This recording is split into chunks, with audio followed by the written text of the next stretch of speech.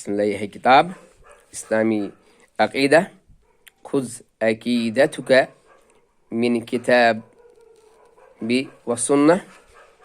کتاب و سنت کی روشنی میں تعلیف شیخ محمد بن جمیل زینو، مدرس دارالعلوم مکۃ المکرمہ، ترجمہ شمیع محمد سلفی، مکتبہ محمدیہ دہلی. تو اس کا میں پہلا لیسن یہ ہے فہرست مضامین، عرض ناشر، تقدیم، مقدمہ مؤلف، بندوں پر اللہ کا حق، توحید کے اقسام و فوائد، عمل کی قبولیت کی شرائط، شرک اکبر ایک قسمی، شرک اصغر، توسل اور طلب شفاعت، جہاد، ولا اور حکم، قرآن حدیث پر عمل، سنت اور بدعت، دعائی مستجاب. تو یہ اس کا عرض ناشر.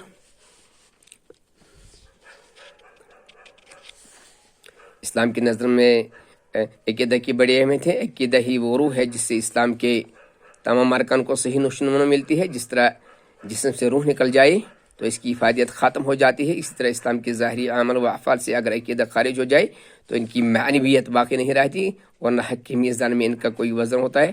قرآن کے صفحات میں انبیاء کی جو تاریخ بیان کی گئی ہے، اس سے بھی اسی کی حقیقت کا پتہ چلتا ہے کہ ایک خاص عرصہ تک ان برگزیدہ بندوں نے مخاطب قوم کی عقائد کی اصلاح فرمائی. خاتم الانبیاء صلی اللہ علیہ وسلم کی زندگی کا کمی دور جو 13 سال مدت پر محیط ہے، عقائد کی درستگی اور باطل خیالات و اوہام کی صفائی میں گزرا ہے.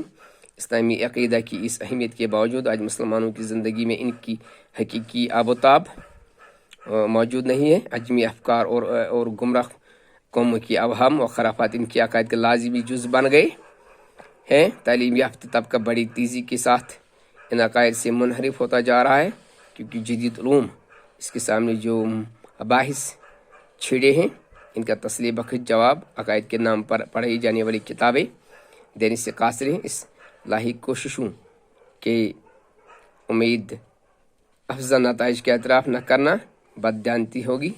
تاہم یہ ایک حقیقت ہے کہ اسلام کے عقائد میں جو سادگی، بے ساختگی اور دل و دماغ کو متاثر کرنے والی سپرٹ پائی جاتی ہے، وہ فلسفہ کلام کے پیچ در پیچ مسائل نے تقریباً ختم کر دی ہے. جس دور میں ان کی ضروریات ان کے لحاظ سے ان کی افادیت کا انکار ممکن نہیں، لیکن آج جب کہ فلسفہ جدید نے حیات و کائنات اور زندگی کے دیگر بنیادی مسائل کے سلسلے میں جو بے شمار شبہات پیدا کرتے ہیں اور اس کے نتیجے میں لوگ جن فکری الجھنوں میں گرفتار ہیں،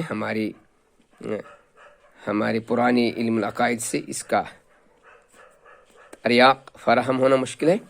اس لیے ضرورت اس بات کی ہے اس فن کی ضخیم جلدات پر دماغ سوزی کرنے، ان کی باحث کو ہضم کرنے اور ان کے مشکل مقامات کو حل کرنے پر اپنی قوتی و صلاحیتیں کھپانے کے بجائے موجودہ دور کے ذہن میں مزاج کی رعایت کرتے ہوئے اسلامی عقائد کی دفاع اور ان کی حقانیت کو ثابت کرنے کی جدوجہد کی جائے. اسلامی عقائد کا تعلق چونکہ سری اور واضح نصوص سے ہے، اس لیے ان کی کتاب و سنت سے مدلل ہونا چاہیے.